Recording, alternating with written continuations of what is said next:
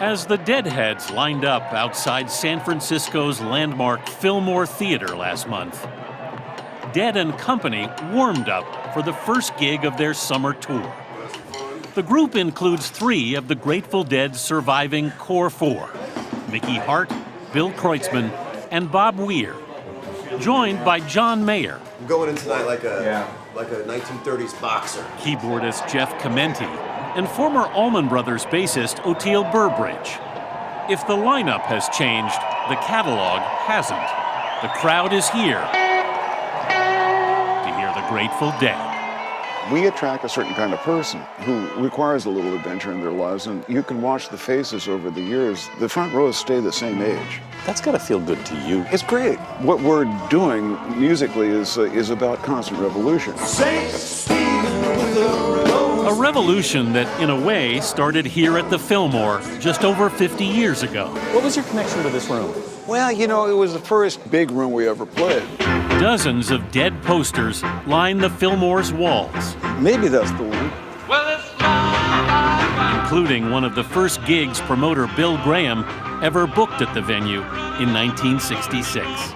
We had just changed our name from the Warlocks to the Grateful Dead because somebody had copyrighted the name Warlocks. He wouldn't print Grateful Dead. Why? He didn't like it. He came around eventually. My time coming any day. Don't worry about it. How does it feel now compared to then? Kind of like home. Does it? Yeah.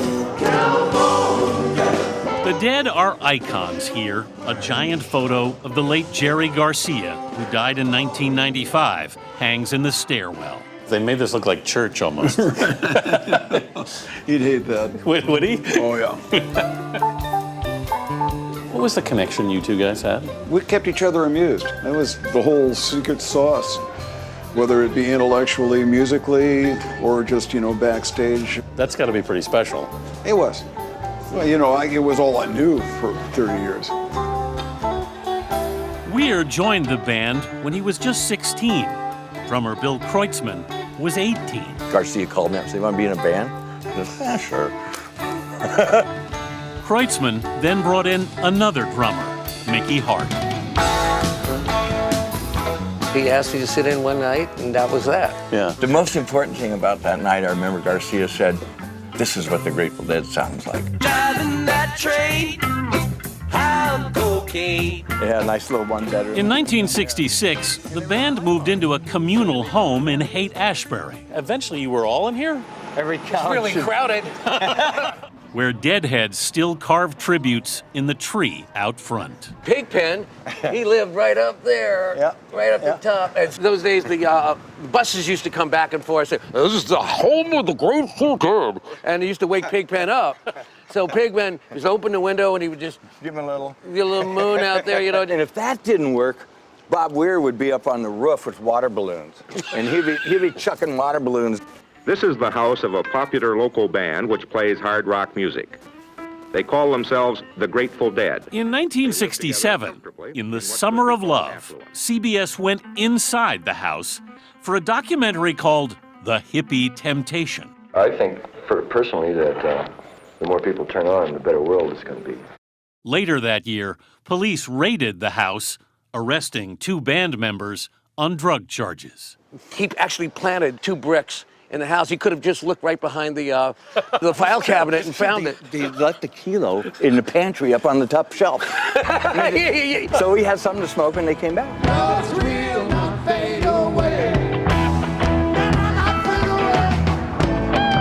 Last summer, on the Dead's 50th anniversary, the 4 surviving members played their Fare Thee Well tour. 5 dates billed as their final concerts together before 365,000 fans. Just pure love. If you could ever imagine anything like that, I've never felt anything like that before. With bassist Phil Lesh bowing out from touring, the others chose to go on as Dead and Company. How do you view this after that? Well, this is a different venture. Christ, I'm nowhere near done. There were some folks who were expecting, okay, after the Chicago shows, I was going to go work on my golf game or something. And But you can't do that. I'm saving that for my golden years. Dead and Company came together last fall, and and the younger members are still learning to keep up with the Dead's deep jams.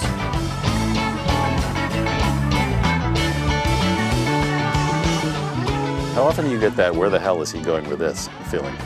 Oh, in this band, it's like, Right. where the hell am I going with this? There has to come a moment where it's time to play a guitar solo, and I'm just playing the solo, and I'm not wondering what Bob thinks about it. Do you feel this out there? With some amusement, yeah. The first time I played with John Boy here, I ascertained that this guy can handle the chores. Weir and Mayer connected when they played together on a TV show early last year. We knew that we were going to have something to say. Yeah, it was the only time I ever got nauseous with excitement. This is home while you're here? Yeah, at the risk of being too literal, I live in an RV in Bob Weir's parking lot while I'm playing with Dead and Company. During 2 weeks of rehearsals, Mayer lived out back of Weir's studio in San Rafael. My front door of my house, and that's work. And I defy anybody to show me A better commute than that. The 38-year-old singer has put his solo career on hold for the summer tour. I don't know if you've noticed, everybody has left, Bob. What does it mean to you to be in this band now? Oh, man. I have so much more connection with my guitar now than I think I ever had. This solidifies musician over celebrity.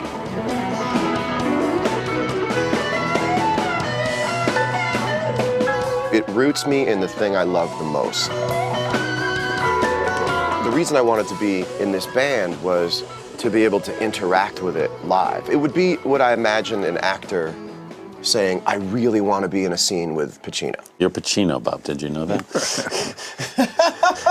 You talking to me? Actually, that's De Niro. But the 68-year-old guitarist has been thinking a lot about legacy. One of these days, now they better be going.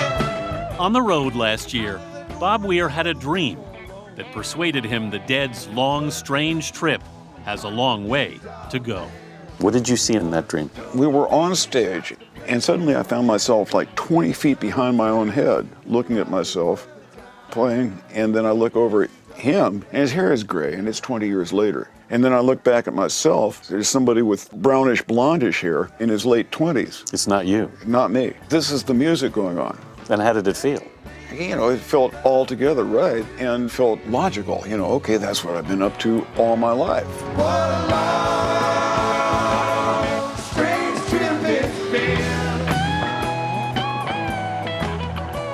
There is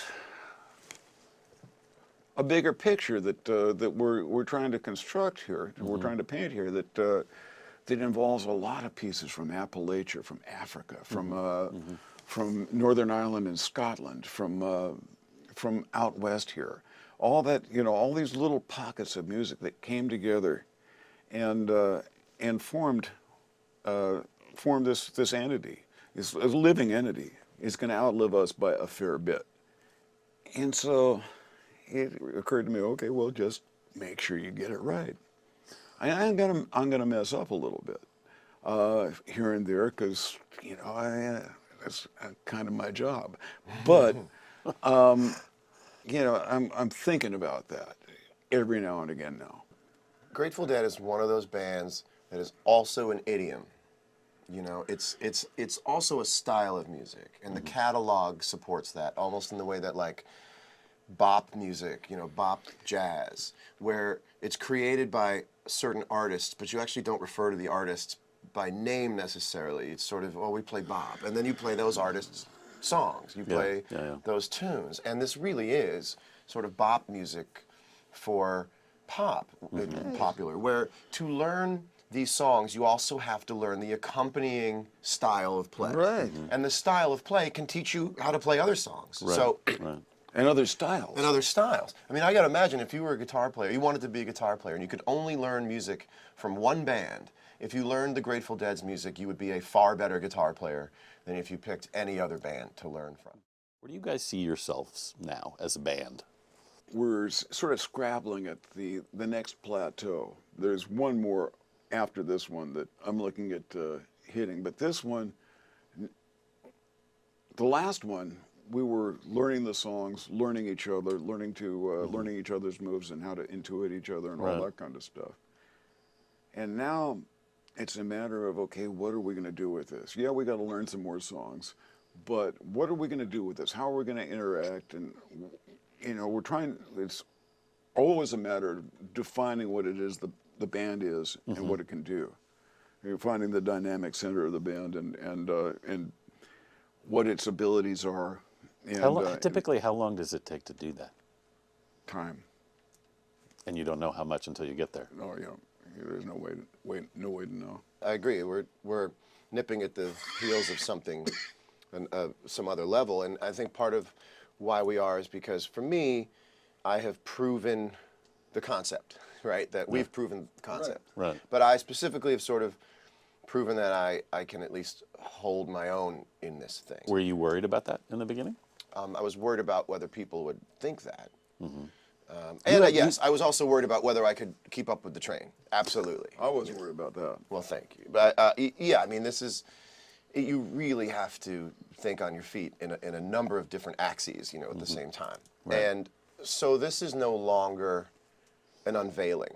And there is a certain power to ta-da, right? And so I think that was the last one, was ta-da. Yeah. Yeah. Well, when that goes away, and it goes away externally, Yeah. and it goes away internally, right? So now we have the opportunity and the challenge, I think, on different sides of the same coin, of like, where are we going to go now that people go, yeah, okay, no, they're out this summer. Right. Yeah. And there's a level of acceptance. So Yep. how do we continue to deepen what it is we're here to do? And for me now, it's like, okay, to what extent do I have the freedom to make choices now that I wouldn't have made last year because I was still trying to sort of learn the ropes and also not step on any toes. I mean, you've played with a lot of different bands and a lot of different people, and is continuing to play this music with different people some part of just continually reinventing yourself and things? Yeah. Now we have this body of work, and the next plateau is we start adding on to the body of work. We're doing that nightly on an improvisational level, but we'll do it more on a concentrated level on the next plateau. But in bringing this body of work to new folks, sometimes it's for tight little projects, sometimes it's for a more expansive one. You get their insights and their entire background. And he's got a pretty vast background. You know, he's a Berkeley boy. And he's been around the block in popular music and played with a lot of people. God knows he's well versed in blues, for instance. And we bring that huge, that rather sizable body of experience and insights and all that kind of stuff into this pot. And this idiom that we've like I said, been fortunate enough to fall into has it's American musical heritage. It has an integrity of its own, and it'll toss people if they don't worship it. But if they do worship it, it will be endlessly bountiful to them. And that's where we are. You're nodding your head. It'll toss you, man. It's what a thing. You asked me why would I want to do this. What a scholarship. I wish I could explain to you all the buttons and levers and pulleys that are involved in making this thing work the right way. How you convert energy and how you convert ideas and how you don't overplay, but how you do overplay. If I told you how to play this gig, I would say, overplay, but don't overplay. And take a long solo, but don't take a long solo. And you know what I'm saying? Everything is be tall and short at the same time, and be blue and red at the same time. And It makes flying an F-35 simple. Oh God! I mean, if you're to this, you're not enough. It's basically like a blanket that's not big enough to go around the whole bed. And so you grab one part and it comes off of something else, and all that does is tell me how great Jerry Garcia was. Yeah. Because I say it would take 6 guitar players to really trade off, hand the guitar off for different songs to be able to cover what that all was. And so for me, it's like. When I was first really, what I would call probably training more than practicing, there was just moments that I gotta imagine it's like a boxing training where if your hands aren't up, you'll get socked in the head by your trainer, and you go, why did you get socked in the head? Because you did it. You really have to, right? You have to really stay in that thing. But what is so beautiful about it is that, you know. I know the penmanship style now, right? Let's say the technique, it's a penmanship style. It still doesn't mean you know how to write. Yeah. So now you just know the penmanship. So now I have a certain amount of acuity with the guitar on this music. Well, now, every night before you go on stage, you have to ask yourself, what are we here for? How are we doing this? Why are we playing this? And then when you get up there and you start playing, it's you know, if you sat down, if you take great guitar players and sit them down, and have them play along a couple measures behind any record, they'll play the thing on the guitar. Yeah. But you've got to choose to play the thing on the guitar. Right. The training wheel is sitting in front of the speakers and going, oh, does that? I'll do that. He does that? I'll do that. And for the most part, I can do it. The real thing is when it's you alone up there and there's no one looking over your shoulder to help you do the homework.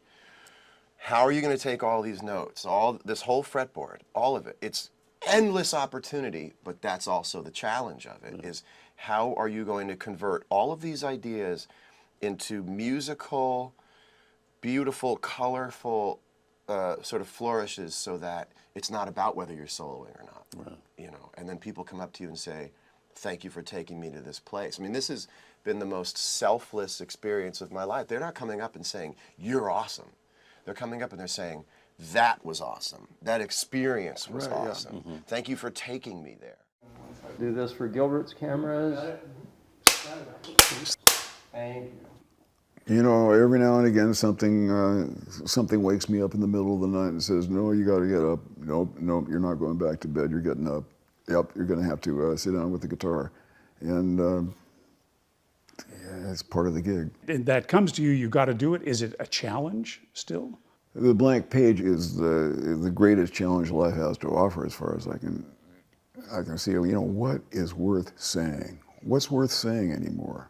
Especially in an era where it's just wall to wall, universal output, and everybody's saying something. When you're writing a song, you're writing something that can't be said with words alone, can't be done with music alone. It takes words and music, maybe offer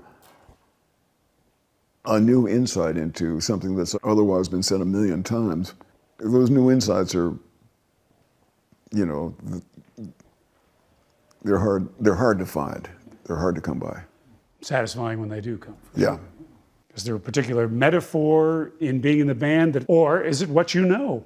Is that why you're right about being in a band? Because that's what you know, what you've known since you were a teenager. Well, yeah, it's if I'm going to speak from experience, I'm going to probably have to couch it in terms of the fact that all I've ever known is this existence. I've been a performing musician all my days, and some people are given, even me, from time to time, are given to the notion that I'm speaking from my own experience, when really, in reality, I'm speaking from some sort of mythical place when that character comes through me. That's mythos back there that's coming through, and all I'm doing is letting the character step through. As far as I'm concerned, I'm not there. Or at least if I've done my job, I'm out of the picture. But every now and again, I sort of creep back into view. I look at my hands or something, and I come back into view, and so I have to make some attempt to understand this character, and my only frame of reference is traveling and playing music. What would you tell that teenager from Palo Alto who you were? If I had to tell him anything, I'd just tell him good luck. That's all you can hope for. One of the things I've heard, though, is that, you know, the harder you work, the more luck you have. Oh, yeah, for sure. And I'm not, you know, I'm not real shy about working. I will put my shoulder to the wheel. You know, I'm as lazy as the next guy, but I found something that I love doing, and that helped me overcome my basic laziness. And once I get into it, I can't stop. After working at this for as many years as I have, a lot more doors are open to me now, and I'll be stir-fried if I'm just gonna walk past that. If you've worked for your entire life to be able to work with a symphony orchestra on a meaningful level, how can you pass that up? Is any of this at all related to the fact that Jerry left so soon? That you see things that maybe you would have been doing together, or you're doing this because he left so soon? Well, he left some unfinished business, and I'm going to do my best. We were partners. I'm going to do my best to tidy some stuff up for him. He was a dear friend of mine. You know, that's what you do for your friends.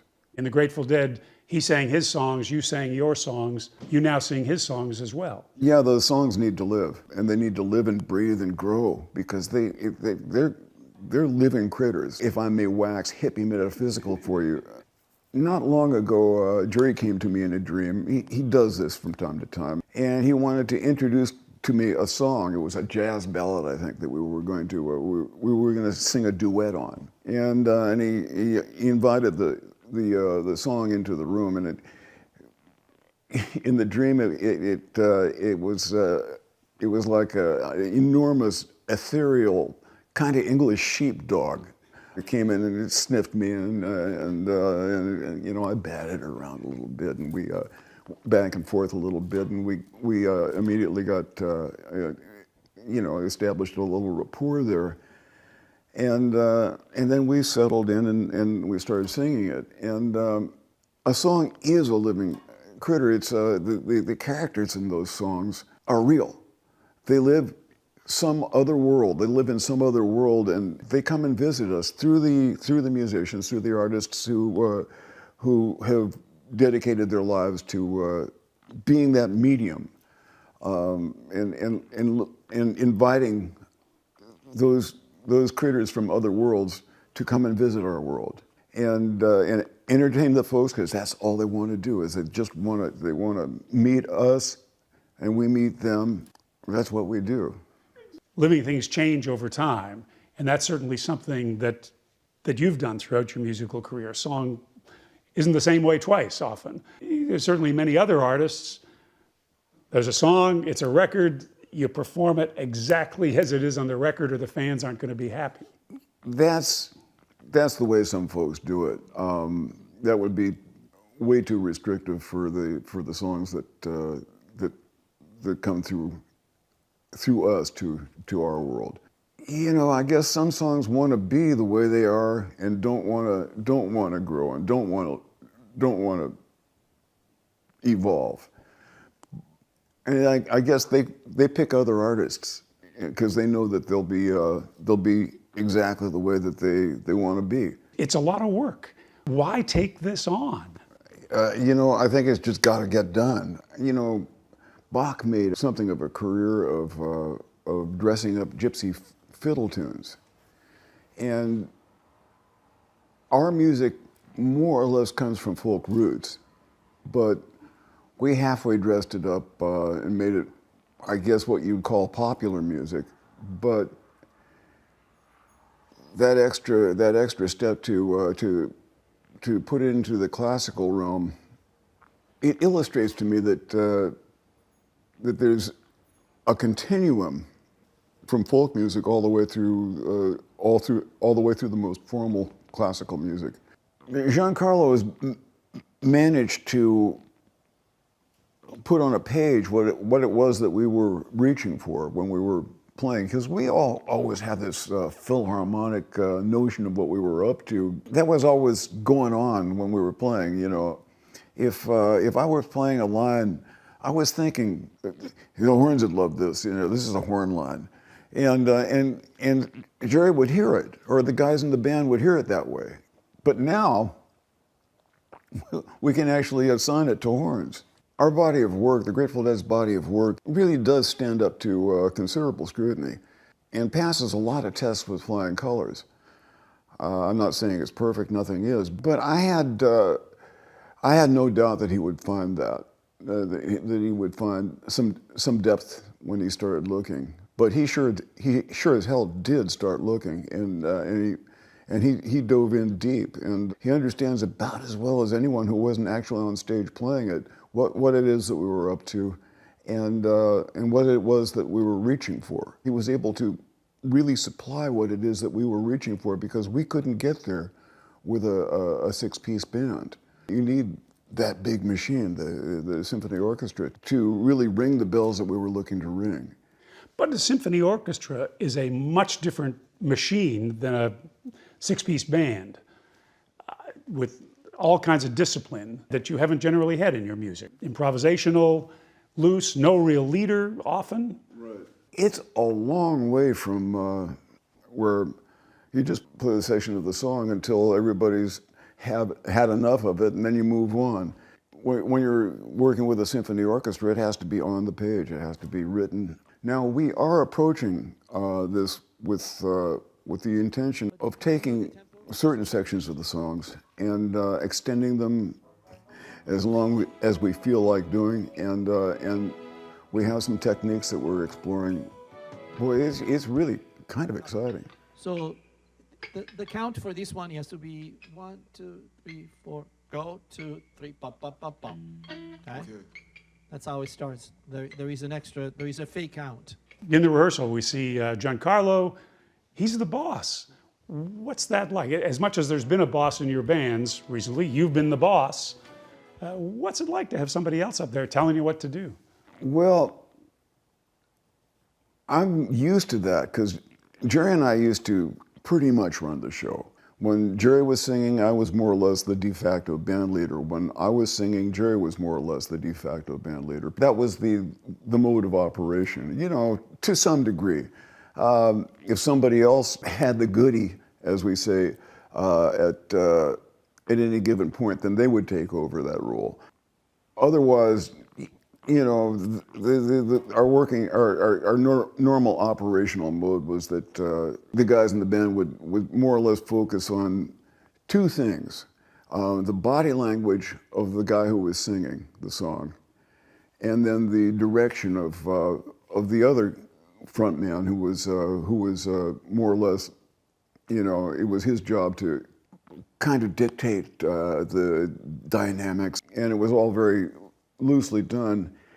So I'm used to working with somebody anyway, and it's not like Giancarlo's the boss. It's because really the boss is the character in the song, and both Giancarlo and I serve the character in the song. But he's watching my body language and feeling me out.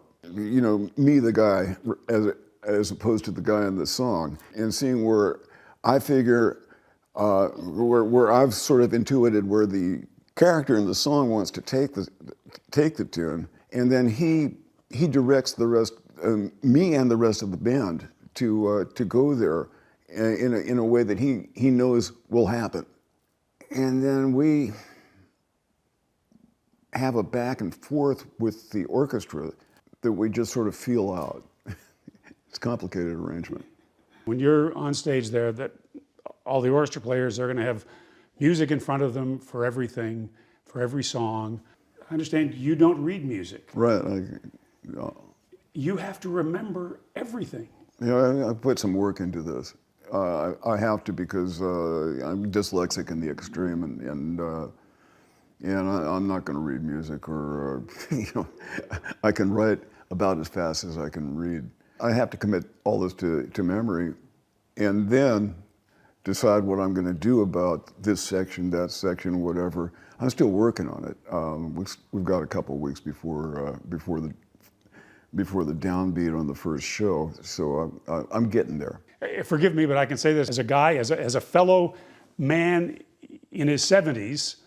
Your memory may be fine, but it takes a little bit more time to recall sometimes. So I have to get it in my bones. I'm not relying on my memory for any of this. I need to sit with it until I've absorbed it. It's not a matter of memory so much as a matter of feeling it. Plenty of people in their mid-70s would say, okay, I'm hanging it up. I've got a lovely place to live and places to hike, and I'm going to retire. I don't know what I'd do with myself if I didn't have this. I have no idea what I'd do with myself, but I do know that I'd be kind of lost if I didn't have the music to chase. I heard touring, people love the job but hate the touring. I'm no different there. You know, touring is a chore, but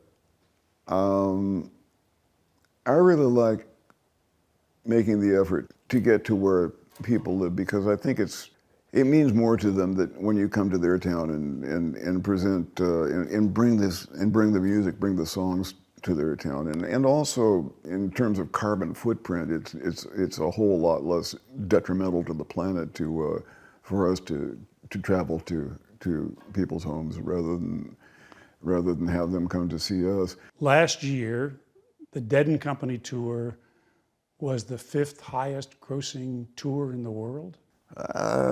We do well enough, yeah. You've been doing this for 60 years. I mean, does that amaze you? And it's very satisfying, clearly. Was it something that you ever expected early on?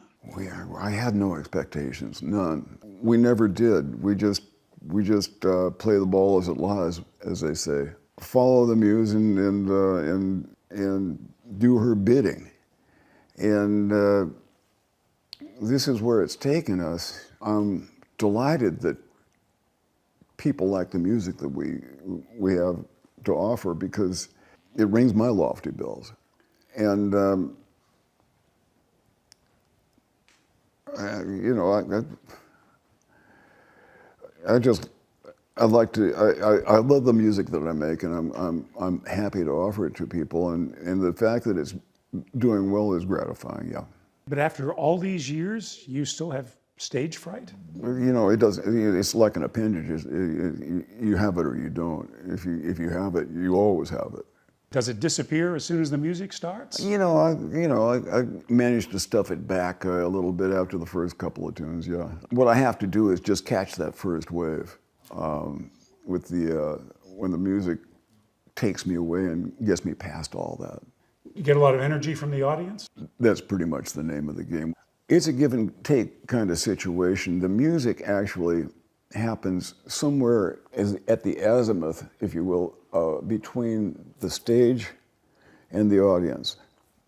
Right up there is where the music's happening. And we're all part of it. Their appreciation, however they express that, and our finesse or whatever it is that we put into the music, all that becomes wrapped into the event. But the music itself, the songs, they live up there, somewhere between the audience and us. Is it one of your hopes from all this that the songs, your music, is going to live long after you're not here? My major consideration these days for what I do, the decisions I make, how I approach this or that, is not what ripples it's going to make right now. My major consideration is what are people going to say about that, or about what I'm thinking or doing in 300 years? Because it occurs to me that if we do all this stuff right, that they will still be talking about it in 300 years. That's just something I think that I'll be able to offer, and all the folks who been working with me will be able to offer to future generations.